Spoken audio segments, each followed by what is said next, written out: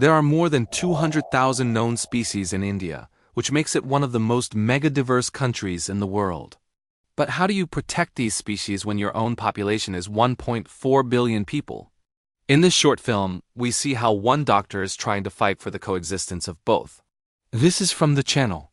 It is said that every problem has a root cause, and if you wish to solve that problem, you must start from the root. Dr. Kriti Karanth, a veterinarian by education and wildlife conservation biologist by passion, believes in this ideology. For her, the root cause of the human-animal conflict is human activity, and she works tirelessly to find solutions for the same. She founded Wildlife Save, a unique initiative working towards resolving human-wildlife conflicts so that people and animals can coexist peacefully. Wildlife Save is currently working on 3 main projects: protecting the endangered blackbuck in Gujarat, conserving tigers in Sariska, and mitigating human-elephant conflict in villages near elephant reserves in Rajasthan. Wildlife Save aims to assist farmers who have suffered crop loss due to wild animals. They also aim to assist communities that share their habitat with wildlife and raise awareness about the coexistence of wildlife and humans. The film showcases farmers whose fields are frequently raided by wild boars and deer. Crop loss is a daily occurrence, and people have no option but to accept it as a cost of living in close proximity to a wildlife reserve. People become more radicalized when their houses or properties are damaged by wild animals like elephants. Dr. Karanth supports them through compensation from the government and helps them rebuild their lives. She firmly believes in empowering local communities to take control of the situation themselves. To achieve this, she employs local people as anti-poaching guards, researchers, veterinary technicians, and drivers. We are experiencing a once-in-a-lifetime pandemic where humans are locked in their homes while nature is taking a breather. As we witness the lockdown of humans, animals have taken over streets, highways, and even public transport. We are seeing a side of nature that we never knew existed. Now is the time to understand our role on this planet and realize that we are not superior to other species. Rather, we are just another species on this planet called Earth. It's time to recognize the importance of preserving our biodiversity and the need for coexistence between humans and animals. As Indians, we should feel proud that India has been able to maintain such rich biodiversity with a huge population.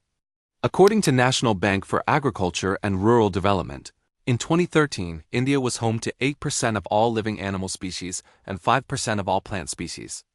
India is also home to 268 globally threatened species and subspecies.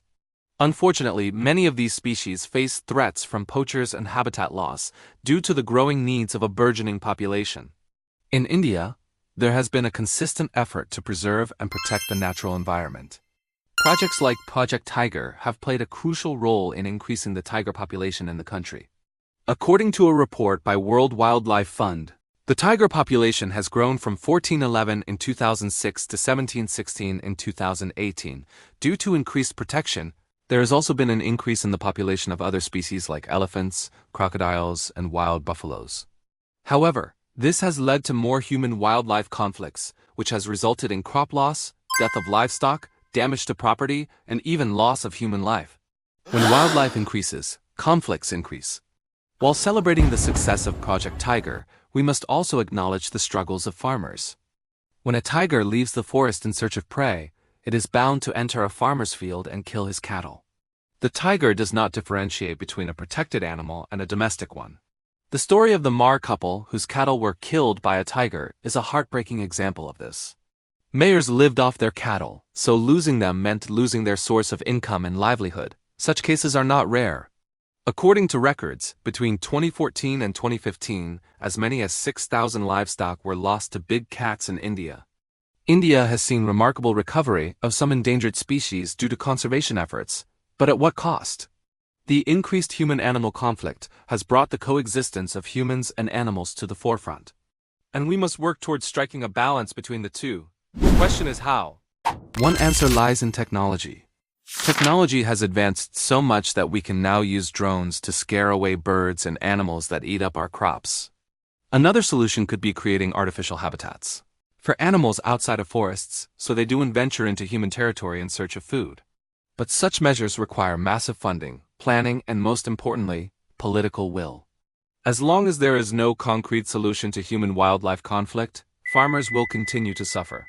We are already seeing a rise in farmers suicides in India, and the situation may worsen unless we find a way to ensure coexistence. While there are repeated assurances from governments about compensating farmers for their losses, very little is done to actually help them. The compensation amount is usually too less, or the procedure to receive it is so tedious that farmers end up losing hope. Even if the compensation is paid, it does not make up for the loss of life or the trauma they go through. In a country like India, where 65% of the population depends on agriculture, losing even a single crop can be devastating. Imagine being on the brink of starvation because your crops have been destroyed by wild animals. Your pleas to the government for help fall on deaf ears, and you have no other source of income. You are forced to watch your children go to bed hungry. Would you, as a parent, not do anything to protect your children? Of course, you would. That is why the desperation of farmers to protect their crops is understandable. In such times, Dr. Karanth steps in and helps the farmers. She works with them to file insurance claims and get the compensation they deserve. She also ensures that the amount is deposited directly into the farmers' bank accounts so that it reaches them without any hassle. She has been working in this field for more than 15 years and has helped thousands of farmers across India. Her work has been instrumental in changing the mindset of forest officials and wildlife biologists towards farmers. She has proved that farmers are not encroachers and that they have a right to live alongside wildlife. Another important aspect of Dr. Karanth's work is her focus on preventive measures.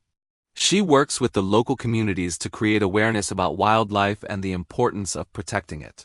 She also works with school children to create a sense of responsibility towards the environment.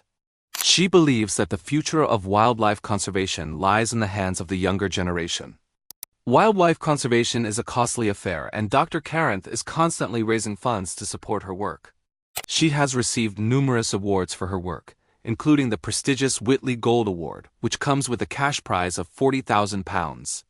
She has also been featured in Forbes' Asia Heroes of Chemistry and was awarded the Nari Shakti Puraskar by President Ram Nath Kovind. As we wrap up this episode, let us all take a moment to appreciate the work being done by Dr. Karanth and others like her. It is only through their efforts that we can hope to coexist with other species on this planet. So what can you do to help? Well, start by educating yourself about the wildlife in your area and the threats it faces. You can also support organizations that are working to protect wildlife. Finally, spread the word. The more people understand the importance of wildlife conservation, the more we can work towards coexistence.